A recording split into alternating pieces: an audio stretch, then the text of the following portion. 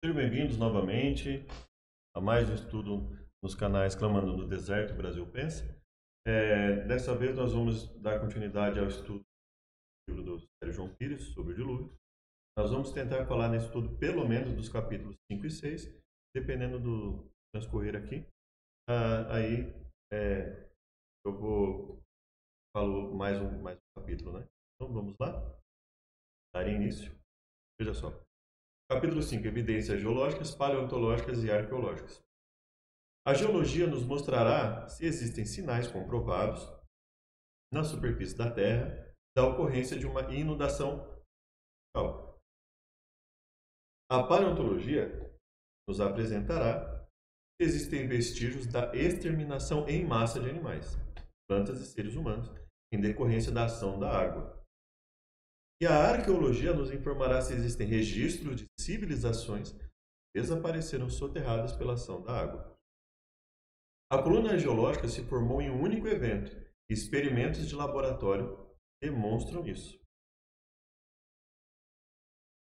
Existem diversas evidências de que o nível das águas oceânicas foi muito mais elevado do que atualmente. O nível das águas oceânicas foi muito mais elevado que atualmente, tais como os vários lagos e mares interiores salgados, que estão acima do nível do mar atual. Entre evidência que o nível das águas dos oceanos era muito mais elevado, né? E uma das evidências são os vários lagos e mares interiores salgados acima do nível do mar atual. O que os diferencia dos lagos produto do degelo glacial e da regressão das águas do dilúvio é a salinidade.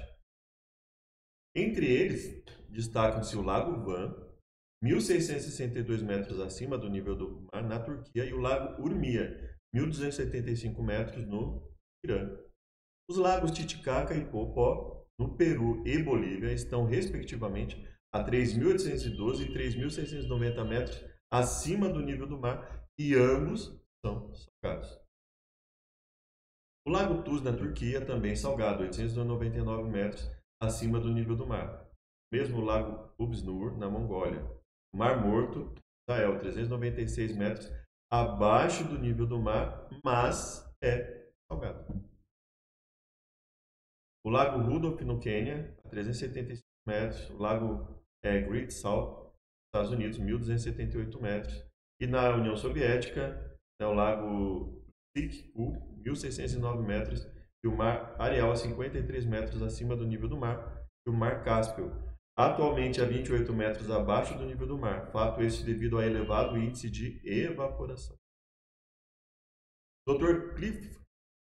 Clifford Burdick, geólogo contratado pelo governo turco para estudar o Monte Ararat, diz o seguinte: segundo ele, olha só, ele encontrou blocos de sal em formato de cubos, tão grandes quanto uma laranja, perto da altura de 2.100 metros.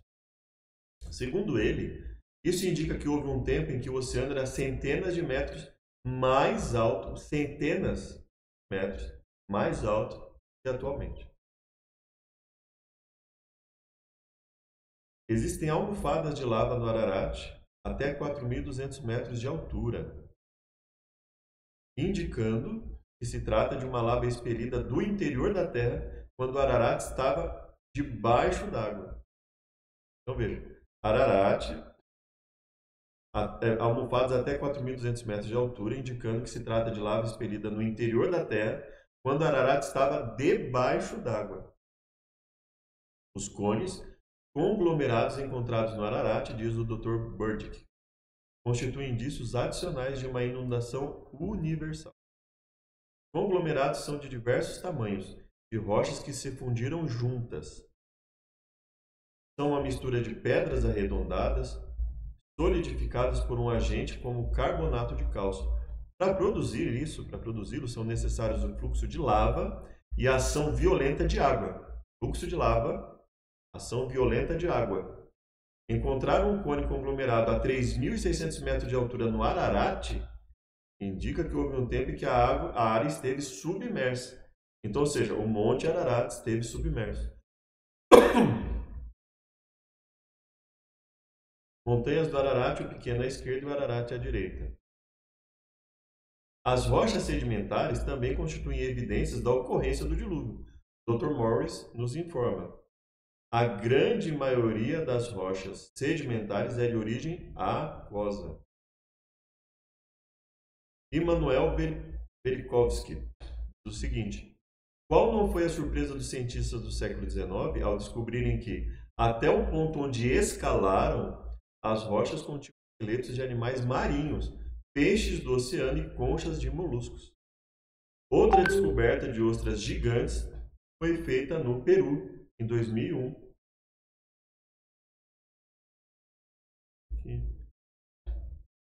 Na região central dos Andes, a 3.750 metros de altura e a 360 quilômetros do mar. Atualmente, é a época em que o Oceano Pacífico cobria ou cobrira a cordilheira. Ostras gigantes, né, a 3.750 metros de altura e a 360 quilômetros do mar. Época em que o Oceano Pacífico cobrira a cordilheira. Também foram encontrados fósseis de conchas marinhas no alto do Monte Ararat. Conchas marinhas no alto do Monte Ararat. É claro que muitos lagos acima do nível do mar hoje, inclusive com peixes marinhos, são resquícios do escoamento. Regressão é o termo técnico. Das águas oceânicas ao término do dilúvio. Então elas foram escoando, e aí ele chama isso de regressão. Né? Então está aqui e vai né, escoando. As montanhas elevadas com camadas sedimentares, com fósseis marinhos em seu interior, montanhas com fósseis marinhos no seu interior, demonstram que as montanhas se elevaram depois do dilúvio. Ou seja, as montanhas começaram a se elevar, né, depois do evento do dilúvio. Elas estavam aqui embaixo, né, por isso elas teriam animais marinhos no seu interior. Elas começam a se elevar, né, e por isso os animais estão lá. Isso indica que não existiam montanhas tão elevadas antes do dilúvio. Eu até vou marcar isso aqui, né, para ficar diferenciado do azul. Isso indica que não existiam montanhas tão elevadas antes do dilúvio, ou seja, eu não posso considerar o tamanho das montanhas atuais para falar que o dilúvio não poderia ter existido. Ele não poderia ter coberto essas montanhas tão altas. Mas a questão é justamente essa. Essas montanhas passaram a existir depois do dilúvio, então ele não precisaria ter coberto essa altura, simplesmente porque essas montanhas não estavam a essa altura antes do dilúvio. A invasão de gigantescas ondas de maré, tecnicamente, transgressão marinha, invasão de gigantescas ondas de maré, deslocando-se em alta velocidade sobre a terra seca, provocaria imensas destruições, imensa erosão, deixando escombros espalhados pela frente de onda. Sobre essa evidência, Velikovsky relata também em seu livro Terra em Ebulição a descoberta de enormes blocos de rocha deslocados dezenas de quilômetros do seu ponto de origem. Blocos de rocha deslocados dezenas de quilômetros do seu ponto de origem, denominados blocos erráticos, pelo mundo todo. Pelo mundo todo. Tem, né? Olha. Essas evidências estão no mundo todo. Né?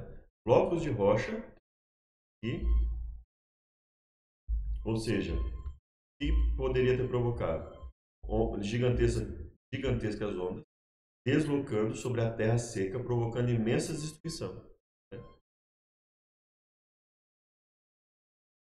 Velikovsky continua apresentando maiores detalhes das descobertas históricas, destacando que alguns blocos erráticos têm milhões de metros cúbicos, e um desses, o bloco Pierre Lamartine, possui mais de 3.000 metros cúbicos.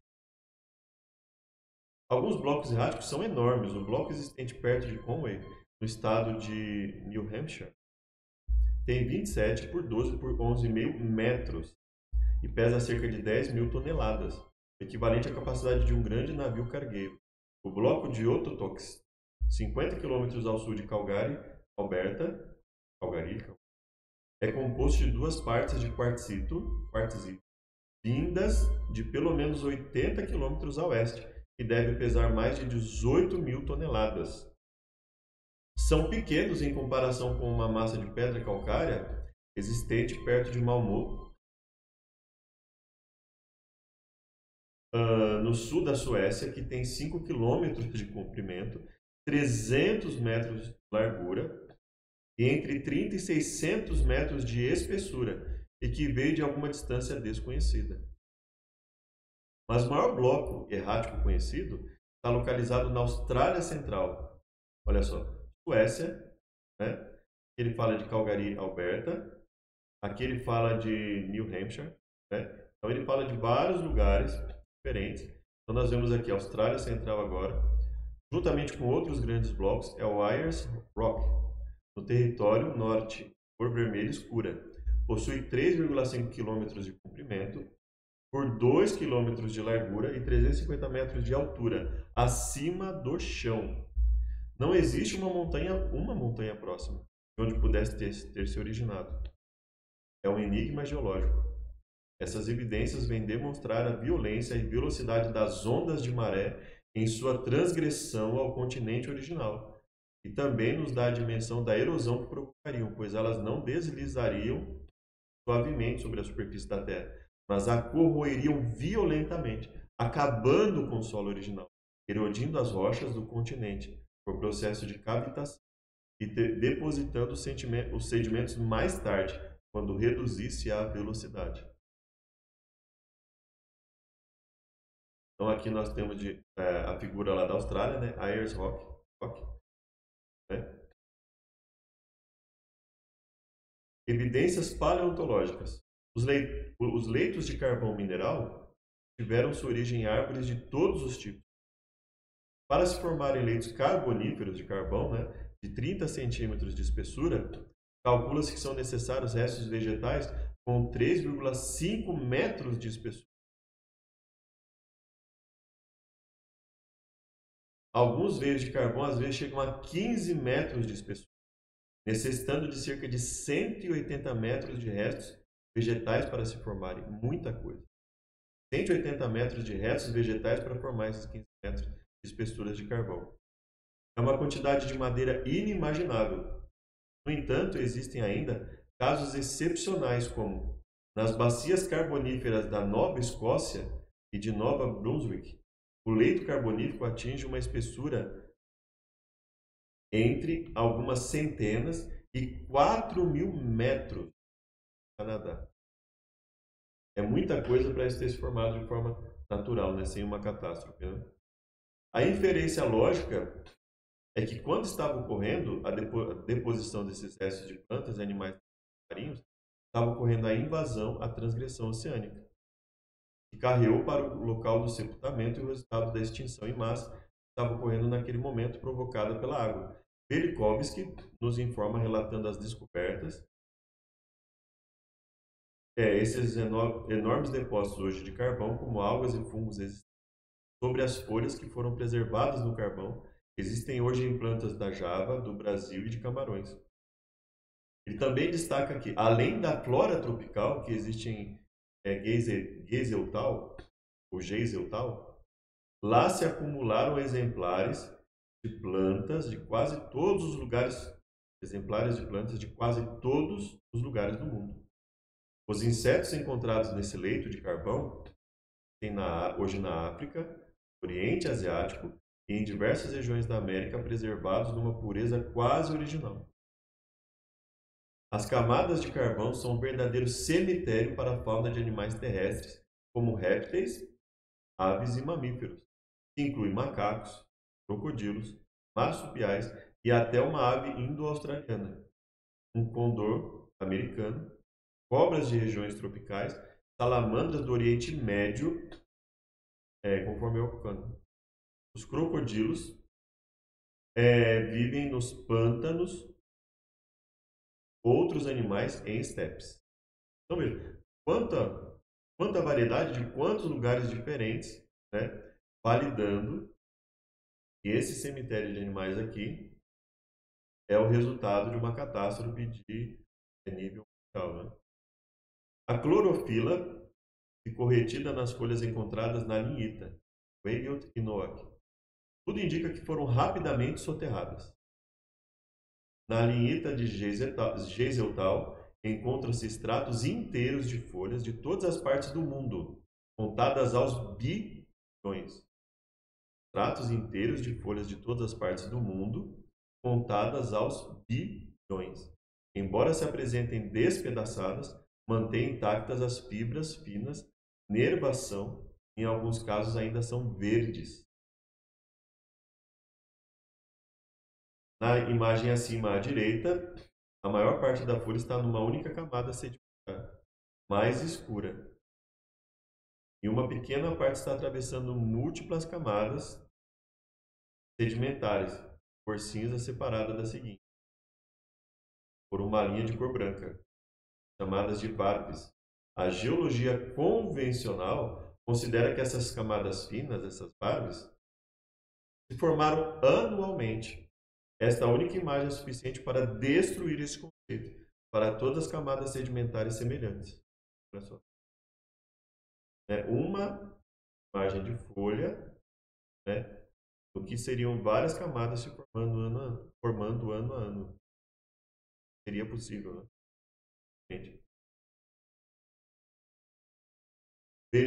E aqui nós vemos aqui, quer dizer, vamos supor que tivesse aqui já. Depois de quanto tempo essa parte de cima já estaria totalmente decomposta? Então não teria como isso acontecer, ser formado anualmente. Velikovsky acrescenta ainda que a preservação de animais em forma de fósseis tem que ser rápida. A preservação de animais em forma de fósseis tem que ser rápida, pois as condições naturais em que a carcaça fica exposta rapidamente é degradada. Mas os músculos e a epiderme dos animais preservados no leito de carvão de Geiseltal mantiveram sua estrutura fina e, no caso dos insetos, o esplendor original, não obstante ser difícil encontrar um inseto inteiro. Na grande maioria dos casos só existem pedaços. Nilson está convencido de que os animais e as plantas encontradas em Geiseltal foram levados para lá pelas correntes de água vindas de todas as partes do mundo. Correntes de águas vindas de todas as partes do mundo. Isso lembra o quê? Uma coisa, porém, é evidente. O carvão se originou em circunstâncias cataclísmicas. Aqui ele faz uma observação, por quê? Porque ele continua, né? Mas basicamente dos litorais, litorais e do cinturão equatorial do Oceano Índico e do de Madagascar, Indonésia, Austrália e litoral ocidental das Américas. A teoria original sobre a origem dos leitos de carvão não resiste a uma análise mais rigorosa. Por todo o mundo, o carvão é encontrado em camadas. A teoria das turfeiras, uma das teorias existentes que é utilizada para tentar explicar a formação do carvão, pressupõe, ela admite, né? Foi um processo lento de dezenas até centenas de milhares de anos, né? 20 mil, 30 mil, 200 mil, 300 anos, etc. Mas as observações mostram o absurdo dessa inferência, ou seja, admitir isso é algo absurdo, que isso se formou por dezenas ou centenas de milhares de anos, né? Sabe-se que as plantas não foram retiradas do contato com o ar. Perdão. Sabemos que se as plantas não forem retiradas do contato com o ar, elas se decomporão. Ou seja, se tiver algo, se tiver uma parte da planta descoberta lá ao ambiente, né, ela vai se decompor, ela vai se degradar, ela não vai existir mais. Assim, elas devem ser cobertas pela água doce de eventuais pântanos. O pântano desaparece e se deposita areia acima, formando novo solo para novas plantas, e o processo se repete. Para que exista areia entre as camadas, a água corrente deve ter existido para transportar areia. Para que exista areia entre as camadas, pântanos, a água corrente deve ter existido para transportar a areia. Só que o mar também invadiu, pois existem conchas marinhas e fósseis que são encontrados no topo do leito de carvão. Para que isso fosse real, o mar deve ter coberto enormes regiões e depois recuado, né? Ele tem que ter coberto várias regiões locais muito grandes, perdão, e depois ele recua. Ele vai, cobre os lugares e depois ele vai recuando, para dar lugar a novas plantas. O problema é que isso deveria ter ocorrido 100 vezes. E além disso, a cobertura vegetal deveria ser enorme, dada a espessura das camadas de carvão.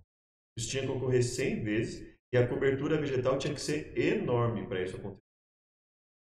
Só que muitas árvores existentes nos leitos de carvão não crescem nos pântanos. Muitas árvores existentes nos leitos de carvão não crescem nos pântanos, mas em solo seco. E como tal, se decomporiam e não formariam carvão. A teoria das turfeiras não suporta uma análise dos dados. Então ele fala, olha, quando a gente analisa essa teoria, analisamos os dados, as plantas não resistiriam, elas teriam decomposto, elas não teriam se formado da forma que isso ocorreu, né? Fora o problema que aquilo que eles propõem teria que ter ocorrido muitas vezes e tinha que ter uma cobertura vegetal enorme nessas várias vezes, né? Dada a espessura das camadas de carvão. Então, assim, isso ter ocorrido de modo lento, como eles propõem, isso não faz sentido, né? Teoria. Os leitos de carvão se formaram rapidamente no processo catastrófico, ou seja, o processo lento não poderia ter formado esses leitos de carvão, leitos carboníferos. Tinha que ocorrer rapidamente. E a única forma disso ocorrer rapidamente é uma catástrofe gigantesca. Ao que tudo indica, ao mesmo tempo. Então não basta que isso seja uma catástrofe. Não poderiam ser várias catástrofes. Isso em tempos diferentes. Teria que ser ao mesmo tempo. O gás de cozinha e o petróleo são mais uma evidência paleontológica sobre a ocorrência do dilúvio, pois demonstram a extinção em massa de animais que habitaram a Terra. Extinção em massa de animais que habitaram a Terra. O petróleo e o gás natural são normalmente encontrados juntos. Petróleo e gás natural são normalmente encontrados juntos. A origem de ambos é a mesma, animais e plantas mortos, que com a grande pressão e calor nas profundezas da Terra, se transformaram naturalmente em massa negra líquida e pastosa, com hidrocarboneto. As teorias sobre a origem do carvão, gás e petróleo nos dizem que eles demoraram milhões de anos para se formar, com a teoria das turfeiras. Entretanto, experiências realizadas demonstram que tanto o petróleo quanto o carvão podem ser formados rapidamente, em alguns casos em menos de uma hora. Então, a primeira evidência que ele colocou, as condições dos leitos de carvão mostram que isso não poderia ter ocorrido gradualmente, como na teoria das turfeiras. E aí ele vai mostrar agora o quê? Foi verificado que o carvão pode ser produzido rapidamente, em alguns casos em menos de uma hora. Em um desses experimentos, os cientistas do Bureau of Mines, deve ser isso, nos Estados Unidos, da América do Norte, aqueceram esterco de vaca a 380 graus centígrados, com pressões entre 140 e 350 atmosferas, durante 20 minutos, na presença de monóxido de carbono e vapor d'água. O produto foi um óleo pesado de excelente qualidade. A produção foi de 3 barris de óleo por tonelada de esterco. 3 barris de óleo por tonelada de esterco, e durante isso só precisou de 20. O Dr. Hill verificou que quando o material era aquecido à razão de 5 graus por minuto, ocorria espantoso aumento de temperatura. No intervalo de 220 graus a 260 graus centígrados. Esse súbito aumento de temperatura, que chegava a 200 e mesmo a 400 graus, indicava o início de uma reação altamente exotérmica. As propriedades dos produtos eram semelhantes às encontradas no antracito e nos carvões betuminosos de baixa volatilidade. Então, ou seja, em laboratório, eles conseguiram descobrir que determinadas situações podem formar rapidamente, né, antracito e carvões betuminosos de baixa volatilidade. Hill concluiu: essas observações sugerem que na sua formação, carvões de alta qualidade, isso é, antracito e os betuminosos de baixa volatilidade, carvões de alta qualidade, contêm grandes concentrações de estrutura hidrocarbonadas policíclicas, foram provavelmente sujeitos a altas temperaturas em algum estágio da sua história. Ele fala, é perfeitamente possível que o carvão tenha sido formado exatamente assim, com altas temperaturas Um possível mecanismo para a formação desses carvões de alta qualidade poderia ter sido um aquecimento rápido durante curto intervalo de tempo. Aquecimento rápido, curto intervalo de tempo. Sugiro que o calor de decomposição e do protoplasma dos materiais soterrados pelo dilúvio, o calor gerado pela compressão, o aumento de temperatura com a profundidade poderiam facilmente ter sido adequados para o início da reação exotérmica observada. Ou seja, reproduzindo uma situação em laboratório, ele percebeu que as condições de um dilúvio mundial, as condições do rompimento do abismo da Terra e etc., né, umas condições catastróficas desse nível, poderiam ter formado petróleo de modo rápido.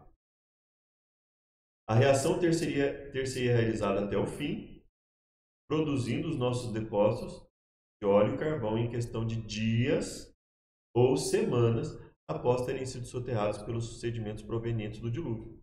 Ou seja, em dias ou semanas, inclusive, o petróleo poderia ter sido produzido depois do dilúvio, dada quão amplo, quão grave foi a catástrofe. Aí, resumo das evidências, no capítulo 5.